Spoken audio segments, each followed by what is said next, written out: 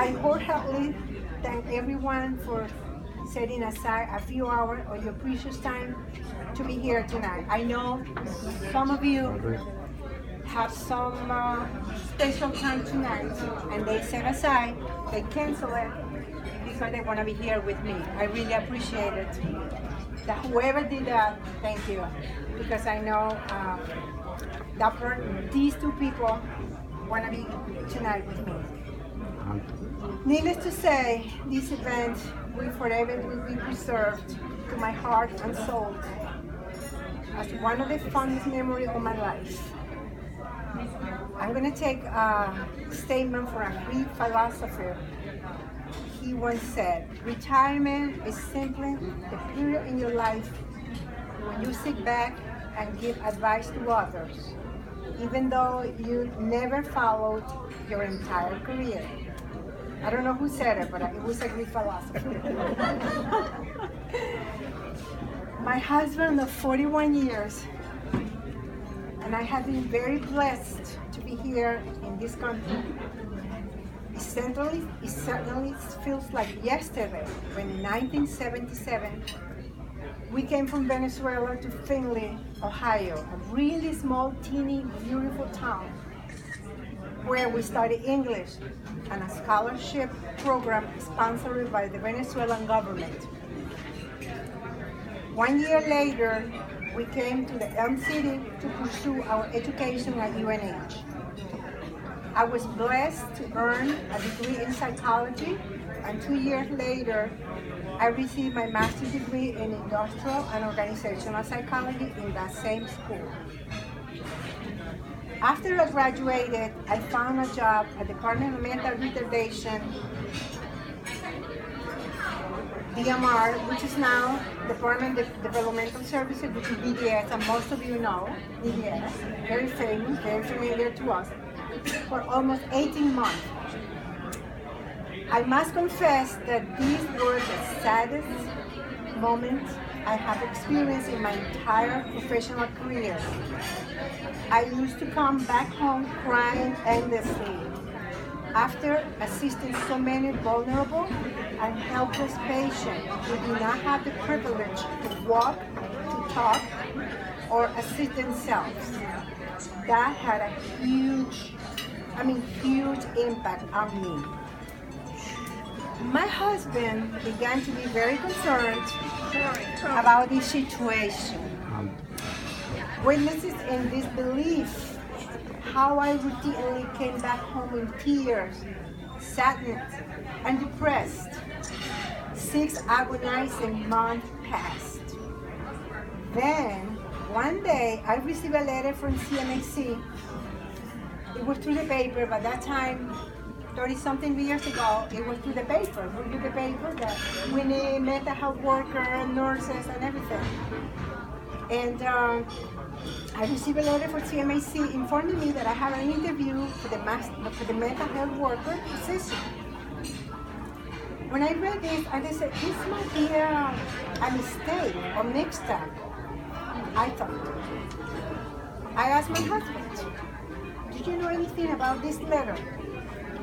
He kindly said to me that he has sent the application, my resume, for that position. Because he broke his heart to see me cry every time I came back from work. He said, you deserve something better.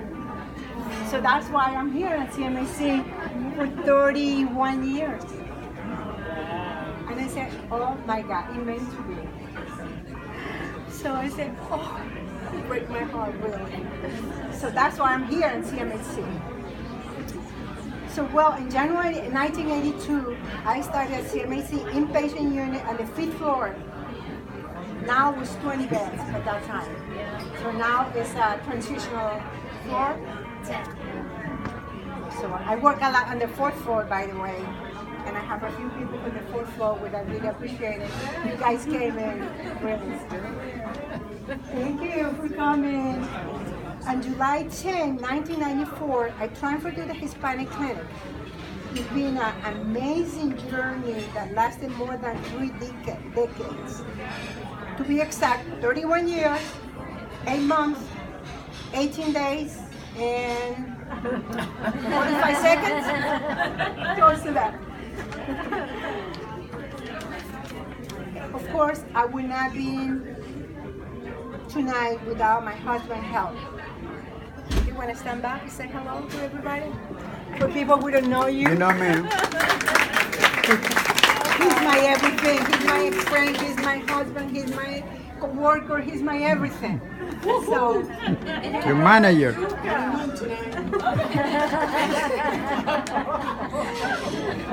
My dresser. Huh? El que le hace la ropa. Oh, by the way, he's a tailor. Oh.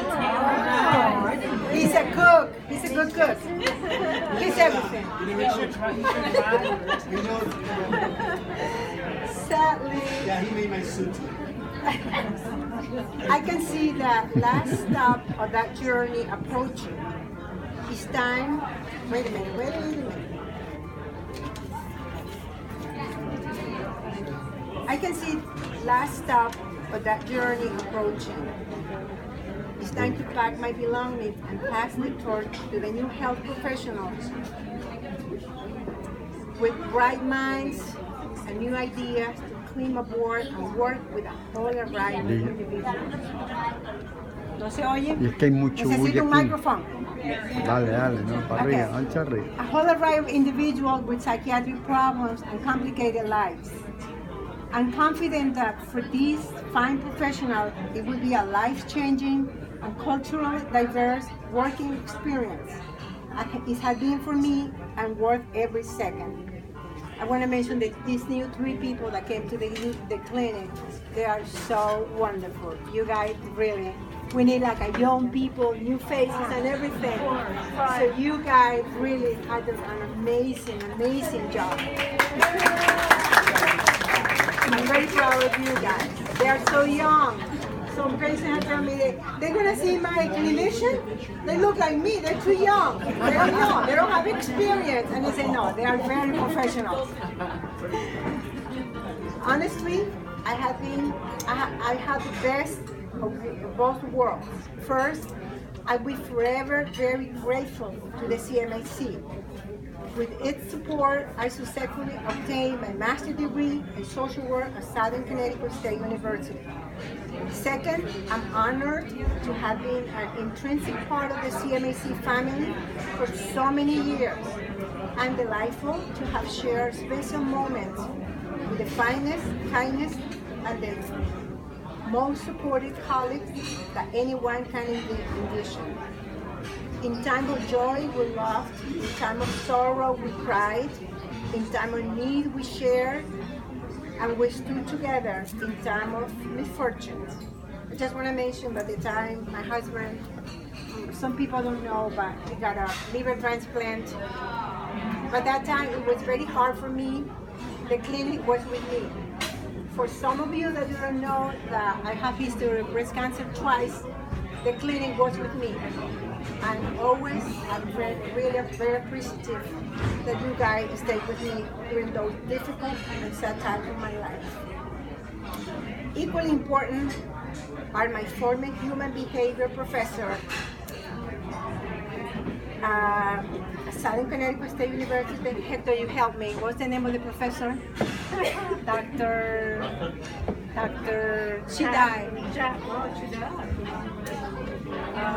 The human behavior. Julia Hamilton. Julia Hamilton. Julia Hamilton used to say, don't be judgmental.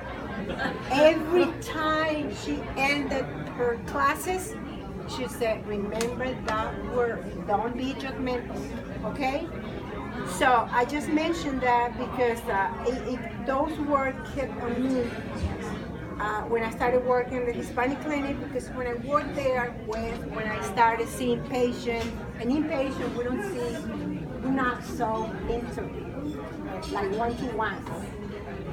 As an outpatient, we are very responsible. We have to see the patient, we have to do paperwork, we have to do treatment plan, everything. So I mentioned that because Dr. What's your name, Hector? Hamilton. Dr. Hamilton was so into that. every time she ended up the session, she said, don't forget, don't be judgmental.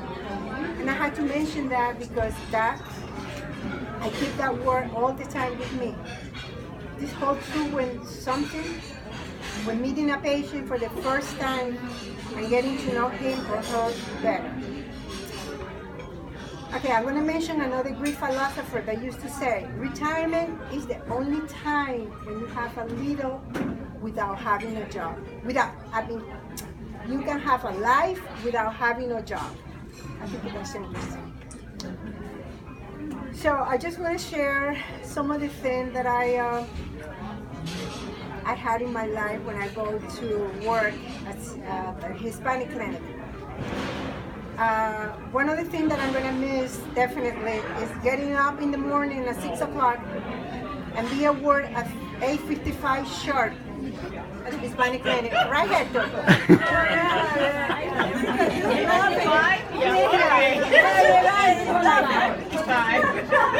Everybody knows that I'm not a morning person. I'm not. But my two co-workers, Sometimes after 9.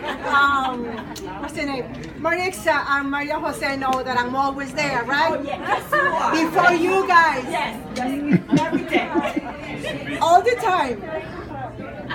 So this is something that only people who speak Spanish will understand, because one time I came late and I said to Hector, Hector, Moradita.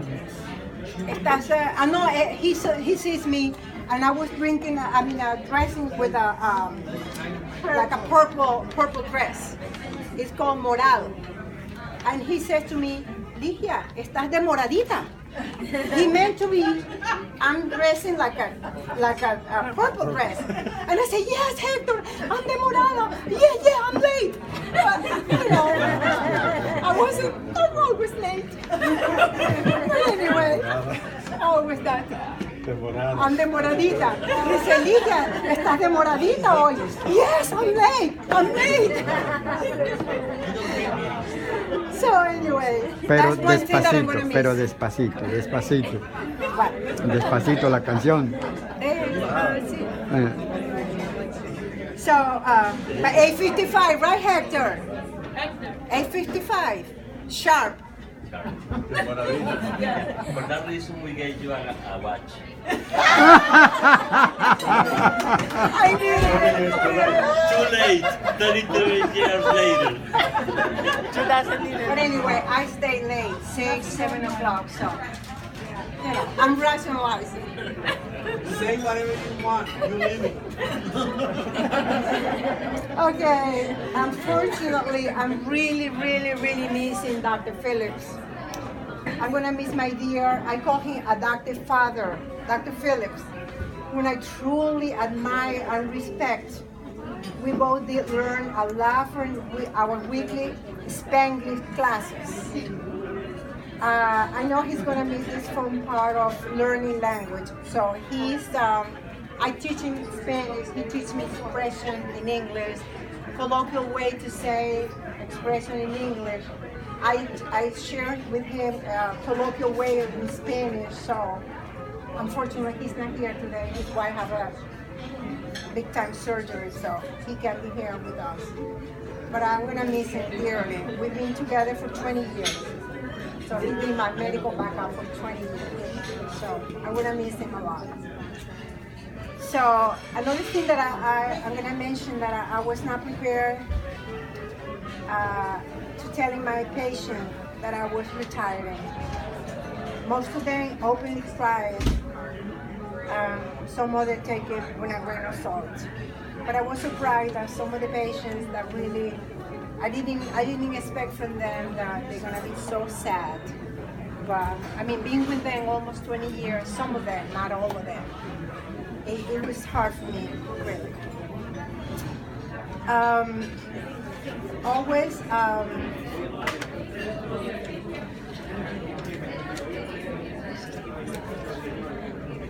okay, I also have to mention the help from the visiting nurses.